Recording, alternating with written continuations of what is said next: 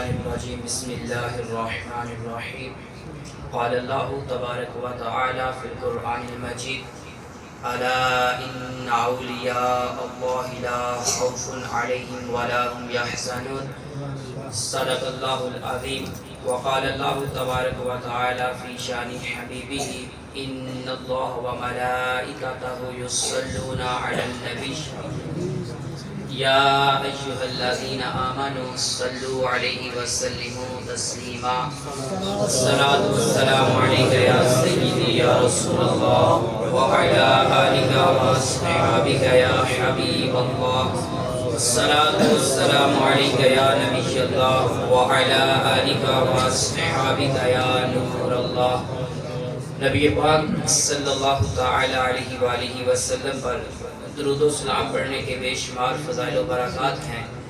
نبی پاک صلی اللہ علیہ وآلہ وسلم ارشاد فرماتے ہیں جو بندہ مجھ پہ روزانہ 1000 مرتبہ درود پاک پڑھا کرے وہ اس وقت تک مرے گا نہیں جب تک جنت میں اپنا مقام نہ دیکھ لے۔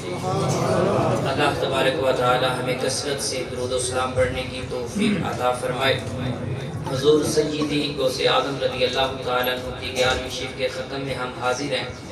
اللہ پاک کی پاک بارگاہ میں دعا ہے خالق کائنات ہم سب کا اس محفل میں آنا، اس کو سجانا اپنی پاک بارگاہ میں قبول فرمائے۔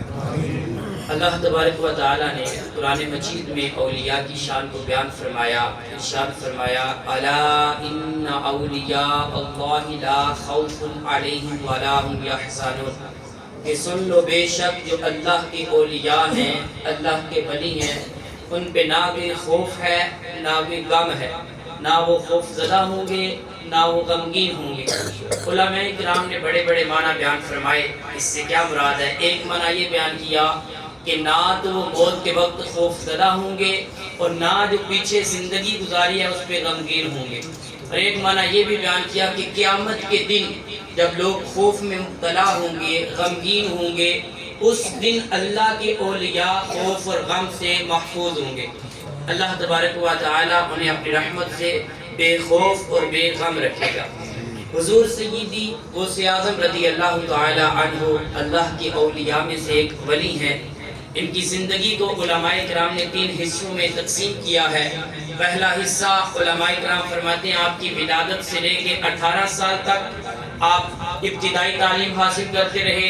دوسرا حصہ 18 سے لے کے 51 سال تک حضور سیدی شیخ عبد القادر جیلانی رضی اللہ تعالیٰ عنہ نے مجاہدات کیے، ریاضتیں کی، عبادات کیے، اور تیسرا حصہ 51 سے لے کے 91 سال تک آپ نے واعظ و نصیحت کی۔ لیکن شیخ عبد القادر جیلانی رضی اللہ تعالیٰ عنہ آپ کی شان یہ ہے کہ زندگی کے یہ تینوں حصے جب شروع ہوئے تو ان کے حصوں کی ابتدا اشاروں کے ذریعے ہوئی، اشاروں کے ذریعے بتایا گیا کہ اب کیا ہوگا۔ حضور سیدی غوث اعظم رضی اللہ تعالیٰ عنہ کے والد محترم فرماتے ہیں کہ جب حضور سیدی شیخ عبد القادر جیلانی رضی اللہ تعالیٰ عنہ کی ولادت ہونے والی تھی تو مجھے خواب میں سید عالم صلی اللہ علیہ وآلہ وسلم کی زیارت ہوئی۔ حضور جانے جانا صلی اللہ علیہ وآلہ وسلم نے خواب میں آگے ارشاد فرمایا یا ابا صالح اعطاک اللہ ابنا وہوا ولیشی ومحبوبی ومحبوب اللہ تعالی ولہ شأن فی الاولیاء والاقطاب کما شأنی بین الانبیاء والرسل۔ فرمایا ابو صالح تجھے مبارک ہو، آج جو بچہ اللہ تعالیٰ تمہیں عطا فرمائے گا وہ ولی ہوگا اور میرا بھی پیارا ہوگا، اللہ کا بھی پیارا ہوگا۔ اور ابو صالح اس کی شان یہ ہوگی اولیاء اور اقطاب کے اندر اس کی ایسی شان ہوگی جیسے میری شان انبیاء اور رسولوں کے درمیان ہے۔ حضور سیدی شیخ عبد القادر جیلانی رضی اللہ تعالیٰ عنہ کی ولادت سے پہلے آپ کے بارے میں یہ بشارت دی گئی۔ پھر شیخ عبد القادر جیلانی پیدا ہوئے، آپ کی آگے کئی کرامات کا ظہور ہوا۔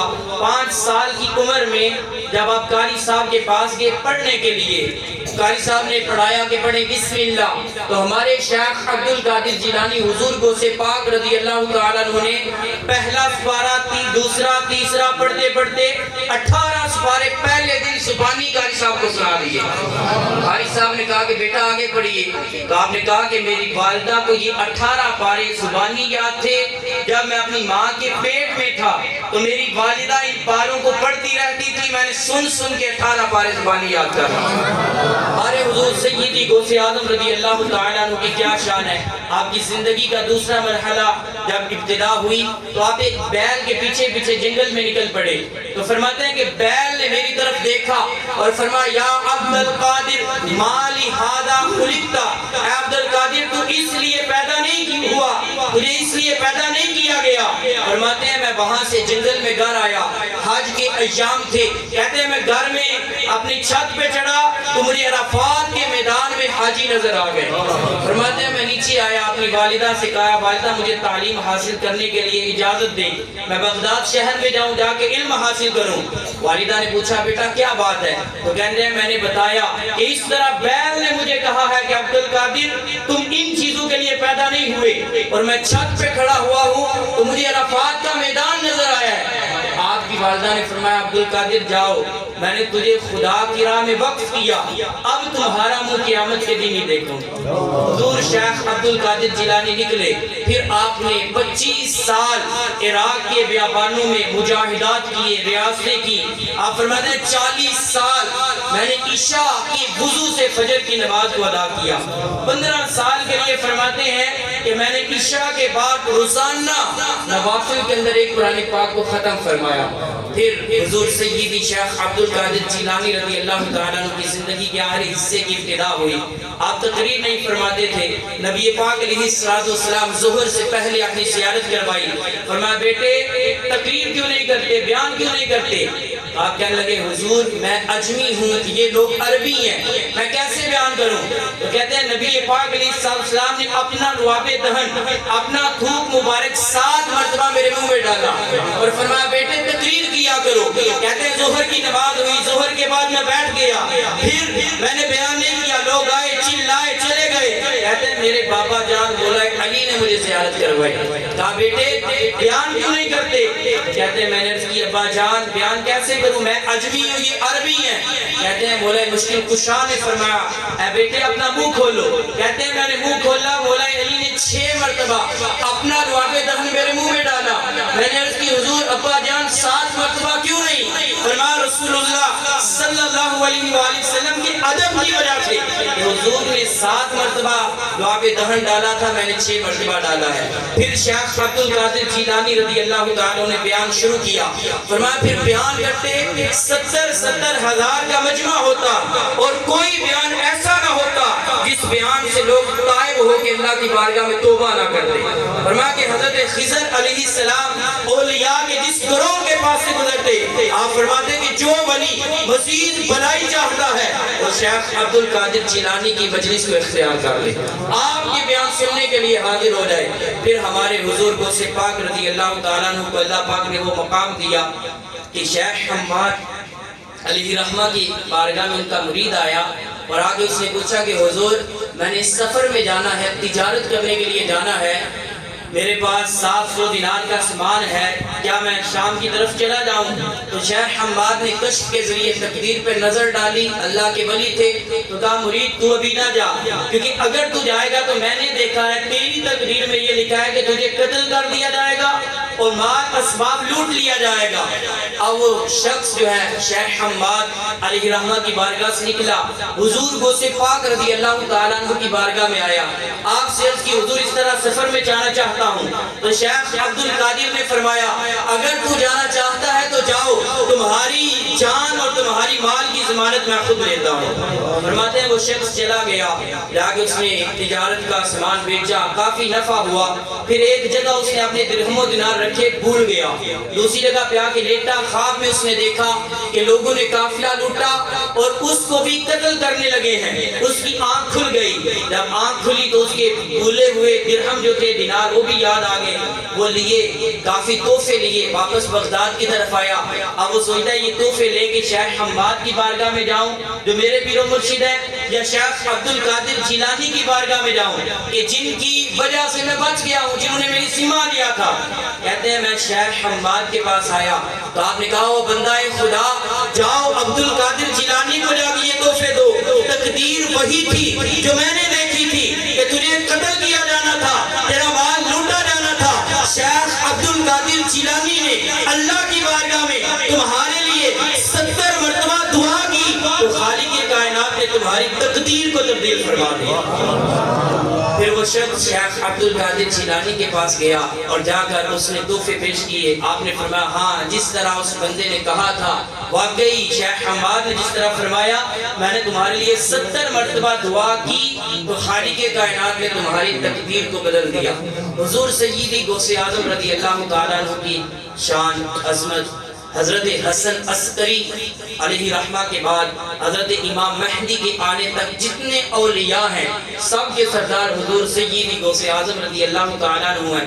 آپ نے ایک نصیحت فرمائی ہے، آپ نے ارشاد فرمایا کہ مسلمانوں کو 3 چیزیں لازم ہیں، ان پہ وہ پابندی کریں، کسی حالت میں بھی یہ 3 چیزوں سے غفلت نہ برتے۔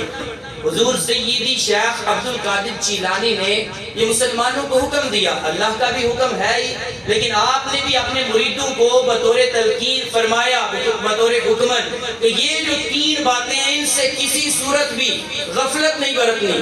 وہ کیا ہے؟ ہم حضور سیدی غوث اعظم رضی اللہ تعالیٰ عنہ سے محبت کرنے والے بیٹھے ہیں۔